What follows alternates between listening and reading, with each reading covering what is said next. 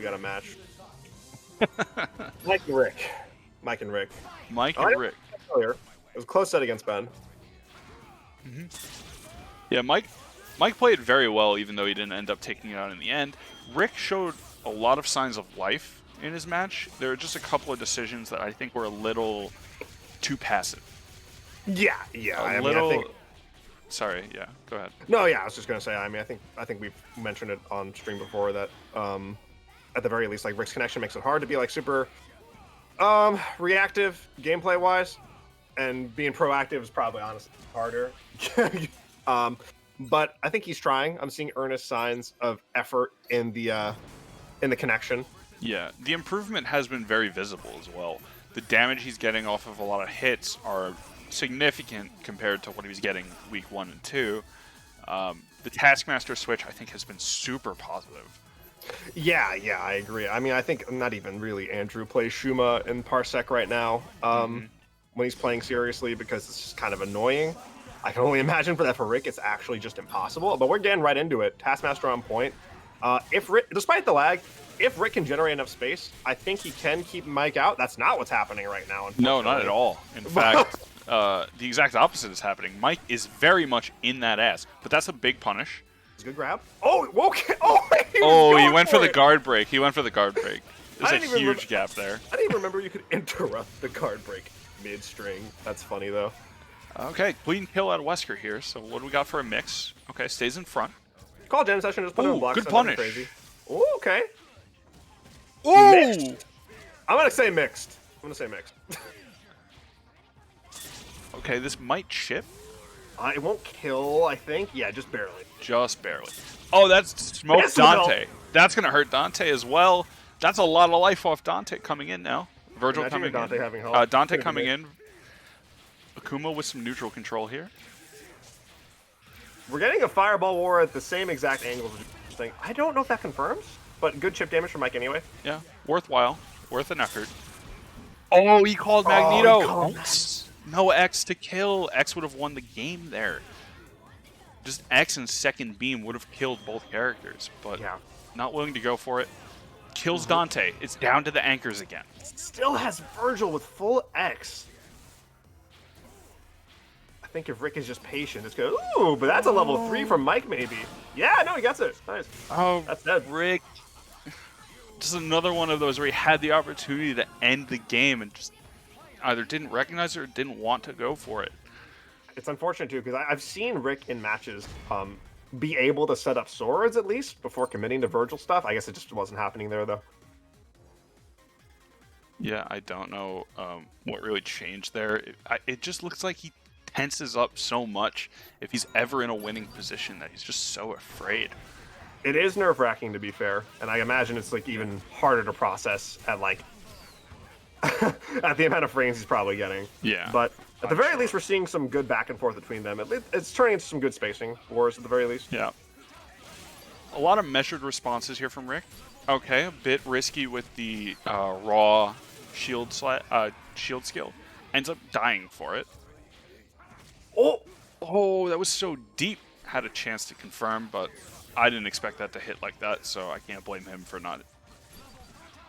Yeah, for sure. I think it's like always a little tricky figuring out where Wesker's late teleports are going to land in, depending on how your opponent moves.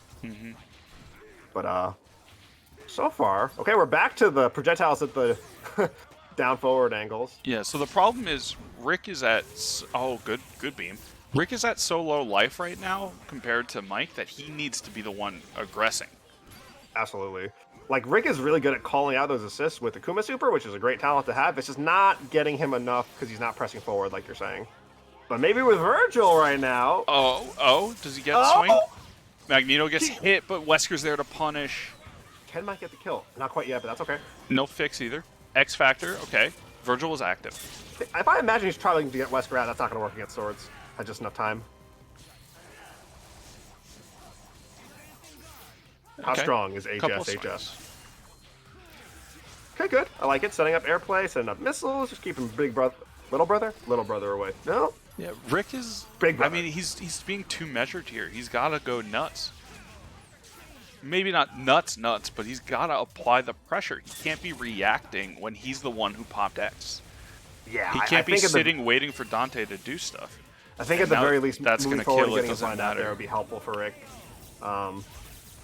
Yeah, like using his medium teleport when Dante throws out those missiles or something would be a good reaction, but when you have a time limit on how effective you are at killing the entire team, you got to use it.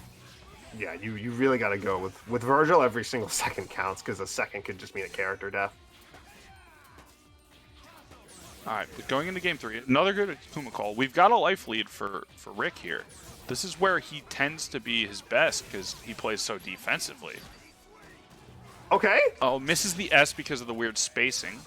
Unfortunately, the beam gonna hit Dante though. It might chip out. Again, same. No way to X Factor there, but that's fine. Dante loses half life again. We've seen this before. We've seen it a lot. Man, I don't like how he's just walking back at full screen. You know, I want to see him like jump up forward and use the fire. Great throw. Okay, maybe that's what he was scouting. At this point, what I imagine is probably, and this might also be like what Andrew's coaching Rick through, like let me think about this. To make up for the connection, I imagine what he's trying to do is like to make Rick's defense better than average, assuming that newer players are going to mess up against it, which is fair, but it does have its limit. I think it's a good compromise, though. Okay, but here we got a kill on Dante, and X Factor is running out, so it's going to be raw Magneto. So this is something where Rick actually has an upper hand in his strong suit. He's going to get to play defense against a character without X. He's just wearing away at Magneto right now. That's a good super. Oh, it's the angled bar. It still hits, still hits. Wow. I thought he went for the straight one. Straight again, more chip. This is all real damage, so it's fine to go for it. Oh, that's going to catch. Yeah, that's going to catch. He's still alive, though. Yeah. Still alive. Oh, gets in, though, off it. Okay, okay. Some more measured projectiles. That's a good... Oh, he got him! That's going to get him. That's it. Okay. Rick's going to take the game. That's going to be 2-1. So there we actually saw Rick's strategy mostly going off. You know, he's playing his defensive game. He's saying... He's basically looking Mike in the eye and saying, listen, bro, I might be playing from across the ocean, but I don't care about your fucking mix-ups. Fuck your mix-ups. You ain't going to get me. Ooh, jam session, but no confirm. Oh, drops out of the happy birthday. That's super important because Akuma is going to be so integral to Rick's game plan. Another throw. That should work. Yeah, good damage. Okay, slow pokes. Slow but steady, getting some space. Okay, actually making use of shield skills in the mid-range. That's very just good. missed the confirm off the Spidey swing. Just a little too late on it. Questionable arrows, but good throw. And Rick playing with a lead. Yeah. This is where he is absolutely his strongest because his defense is so good. I find it interesting that we talked a lot about Rick being the aggressor. Now Mike's content to stay full screen for some reason. Yeah, now Mike is the one who needs to be the aggressor. And I think he was just measuring up because Mike has shown himself to be... Oh, that's going to catch! Is that going to kill? Yeah, between jam session and gunshots, Mike has some pretty good zoning patterns. Not paying off for him this round, though. No, it looks like Rick's got Magneto Anchor to deal with. X Factor could change the tide here. This is still pretty fresh for Mike, but I will say, especially for like first week Magneto, he's moving pretty well, all things considered, I'd say. And he's getting a lot of his timings right. I don't know how many people have noticed that yet, but like his incoming timings are correct. A lot of his grab timings have been correct. Let's see. Oh, that's big. No super. Probably built the bar a little too late for him to really go for it comfortably. Oh, that's going to be all of Taskmaster, though. Dead task. Oh, and the shot goes the wrong way. It goes the wrong way. That's a dead Akuma. But it's down to Virgil. It's Battle of the Anchors yet again. This is a few hits Virgil. For either side. That was a good F. Wait. He doesn't have 3. It's not enough. Is this going to hit cross up? No. Okay. It didn't hit cross up. He's still alive? Oh, he didn't punish. The frame traps in the corner. Rick almost clutching it back, but Mike with the Magneto comeback. Very nice. Mike with a Magneto comeback that I was stressed. Okay, my heart may or may not have skipped a beat. Yeah, I was. Woo. Okay. Cool. The one thing to mention there that went wrong for Rick is he called an assist against X Factor anchors. And Yeah. I know you want to still apply the pressure, but if there's an X Factor anchor that's near you in any capacity, you just can't call the assist, because that lost him both Taskmaster, and then in the panic scramble after it, it lost him Akuma. Right, for sure. And this is not the first time we've seen this from the rookie matches, right? I think it's most becoming more notably, apparent. Ben has been one of the biggest beneficiaries of it. Yes, this is true. People have tried to call their assist to get the dog off them, and lo and behold, doesn't always work out for them like that. Yeah. I think, especially, we're at the point in the rotation where anchors are important. You know, it's just a fact. X Factor is good in this game, obviously. People are going to have to adjust. They're going to have to get comfortable just like fighting out with the anchor if they're not confident in their assist placement. And, you know, I think this is a very, very clear example of that in this game. Mm-hmm. And we've been talking about it, but like we've said, even though most of the games haven't been going in Rick's favor, 3 of these games he could have won.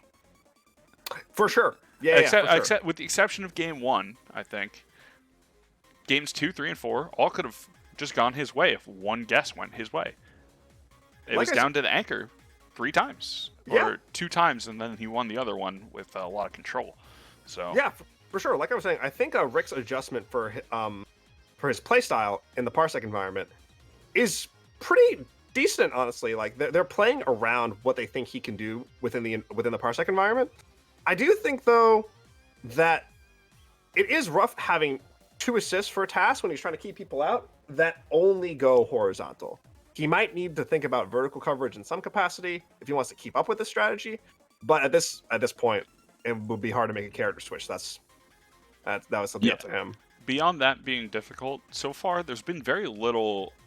There hasn't been as much play in the air as you might expect, with it being super jump and like characters flying around and stuff. So we'll see what the adaptations are going forward, but still, all of the trends are very up for Rick's play. So Rick is going to be able to spoil something here.